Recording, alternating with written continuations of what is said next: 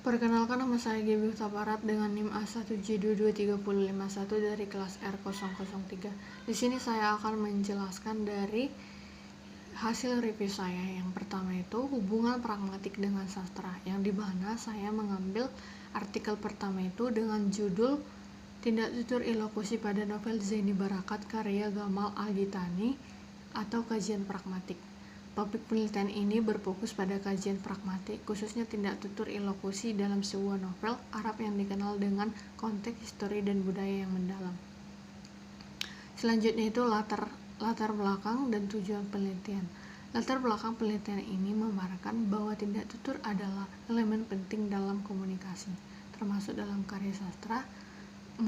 Pemahaman akan tindak tutur khususnya ilokusi membantu dalam mengungkapkan makna yang lebih dalam dari dialog atau narasi dalam novel. Tujuan utama dari penelitian ini adalah untuk mengidentifikasi bentuk-bentuk tindak tutur ilokusi dan fungsi pragmatik dalam novel Zaini Barakat karya Gamal Al-Gitani.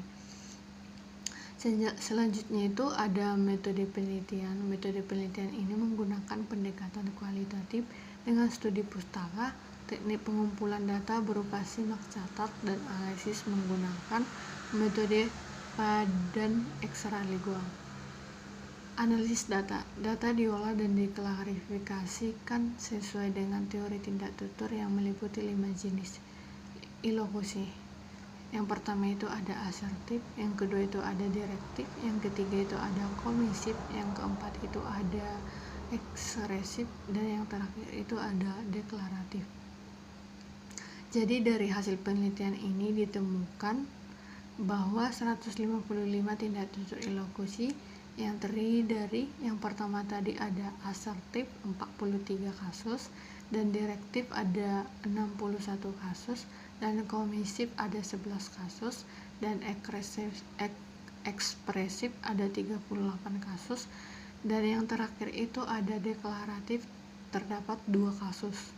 Jadi interpretasi hasilnya itu, hasil menunjukkan bahwa bentuk direktif paling sering ditemukan menunjukkan banyaknya perintah atau permintaan yang kemungkinan besar mencerminkan karakter dan situasi dalam novel.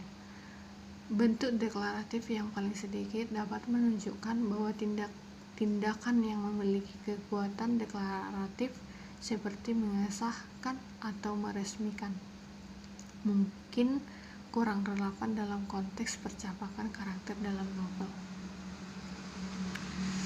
Yang terakhir itu ada kesimpulan dari penelitian ini membahas mungkin akan lebih baik jika dikutip dengan atau contoh-contoh konkret dari teks mengilustrasikan bagaimana tindak tutur tersebut muncul dalam percakapan. Ini akan membantu pembaca untuk memahami bagaimana masing-masing bentuk dan fungsi diimplementasikan. Dan kesimpulan yang terakhir itu atau ada implikasi yang dimana penelitian menyimpulkan bahwa bentuk direktif paling dominan dengan fungsi kompetitif sebagaimana fungsi pragmatik utama.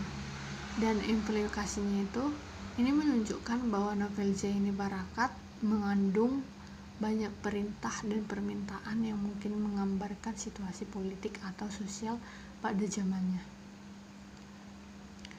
Yang kedua itu ada artikel yang saya ambil tentang judul Analisis Konteks Wacana dan Tindak Tutur pada Cerpen Gobrak karya Seno Gumirah Aji Dharma dalam kajian pragmatik.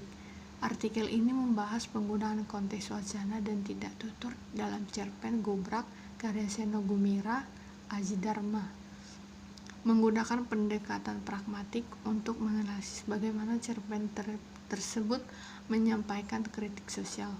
Dengan metode deskriptif kualitatif, artikel ini mengidentifikasi beberapa jenis tindak tutur seperti representatif, ekspresif, dan direktif yang memperlihatkan respon karakter terhadap situasi sosial dan politik. Penulis menemukan bahwa tindak tutur dalam cerpen ini tidak hanya digunakan untuk percakapan antar karakter, tetapi juga menyampaikan pesan tersembunyi mengenai kondisi masyarakat Indonesia, misalnya penggunaan tidak tutur ekspresif dan direktif mencerminkan kekecewaan dalam ketidakpuasan terhadap situasi politik. Sementara konteks wacana sosial dan budaya memperkuat makna di balik kata-kata tersebut. Kelebihan dari artikel ini adalah pada analisisnya yang mendalam tentang kaitan antara bahasa dan konteks sosial dalam cerpen, serta penggunaan teori tindak tutur dari Shirley yang relevan. Namun keterbatasan artikel ini terletak pada kurangnya perspektif membaca atau studi komparatif dengan karya lain yang bisa memperkaya pemahaman tentang penerimaan dan relevansi cerpen tersebut. Kesimpulan dari artikel ini dapat disimpulkan bahwa pendekatan pragmatik dalam menganalisis karya sastra dapat mengungkapkan lapisan makna yang lebih dalam, memperlihat bagaimana bahasa menjadi sarana kritik sosial yang halus tetapi kuat. Artikel ini bermanfaat bagi pembaca dan peneliti yang tertarik pada kajian pragmatik dalam sastra, terutama yang berkaitan dengan isu-isu sosial politik. Yang kedua itu ada hubungan pragmatik dengan ilmu semantik, yang dimana saya mengambil artikel ketiga dengan judul Makna Ujaran Masyarakat Banjar dari Sudut Pragmatik.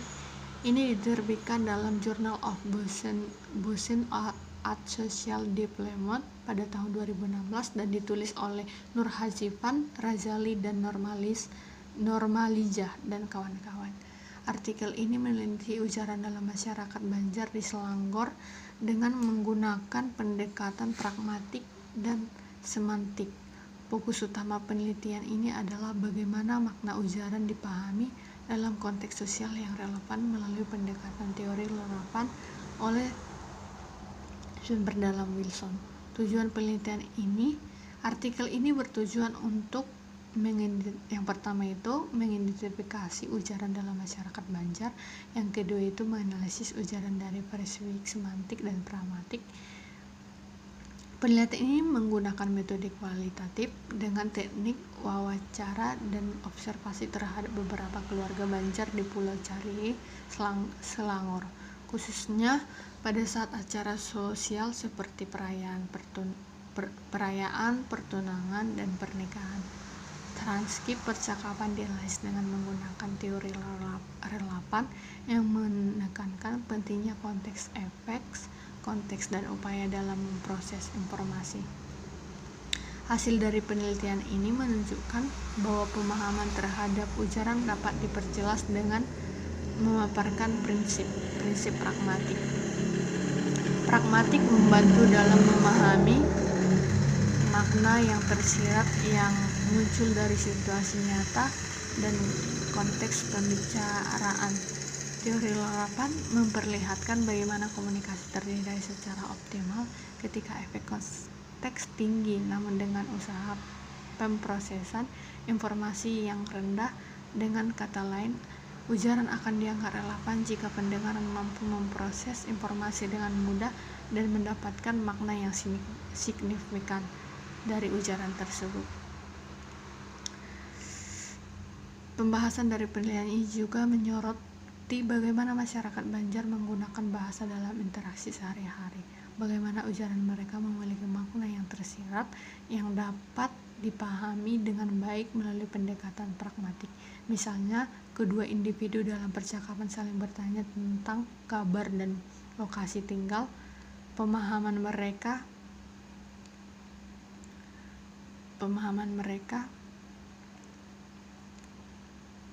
dan yang terakhir itu ada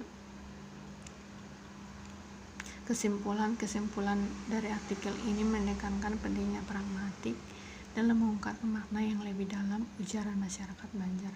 Makna ujaran tidak hanya tergantung pada kata-kata yang diucapkan, tetapi juga pada konteks, efek konteks, dan usaha pemrosesan informasi penelitian ujaran masyarakat. Yang selanjutnya itu ada artikel yang keempat. Artikel keempat ini yang berjudul tentang analisis semantik dan pragmatik terhadap terjemahan mesin Google Arab Melayu oleh Dr. Muhammad Barisat Yakub dan rekan-rekan membahas penggunaan mesin terjemahan khususnya Google Translate dalam konteks terjemahan dari bahasa Arab ke Melayu. Pendahuluan penerjemahan bermesin memudahkan akses terjemahan tapi seringkali menghasilkan keselipan semantik dan pragmatik. Artikel ini menekankan pentingnya memahami jenis makna dalam teks untuk meningkatkan ketepatan terjemahan. Metodologi kajian ini menggunakan analisis semantik dan pragmatik untuk menilai kesesuaian terjemahan mesin penulis dengan mengkategorikan makna dalam konteks dalam pengembalian jenis, termasuk makna referensi, konotasi, dan kiasan. Hasil dari perbincangan hasil kajian menunjukkan bahwa meskipun mesin terjemahan cepat dan memudahkan digunakan, ia mempunyai keterbatasan dalam memahami konteks dan makna tersirat. Penggunaan perlu menemukan kelemahan ini untuk memanfaatkan teknologi dengan lebih efektif. Kesimpulan, penggunaan mesin terjemahan harus disertai dengan pemahaman mendalam tentang makna yang ingin diterjemahkan agar hasilnya lebih tepat dan sesuai dengan konteks.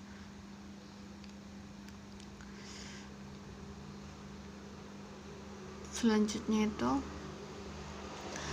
ada hubungan pragmatik dengan psikolinguistik, yang dimana itu saya mengambil artikel kelima dengan judul Analisis Bentuk, Fungsi, dan Akuisisi Bahasa Tabu pada Siswa Tingkat Dasar, Kajian Pragmatik dan Sosiolinguistik oleh Irfan, Masyur, dan Naila serta rekan-rekannya.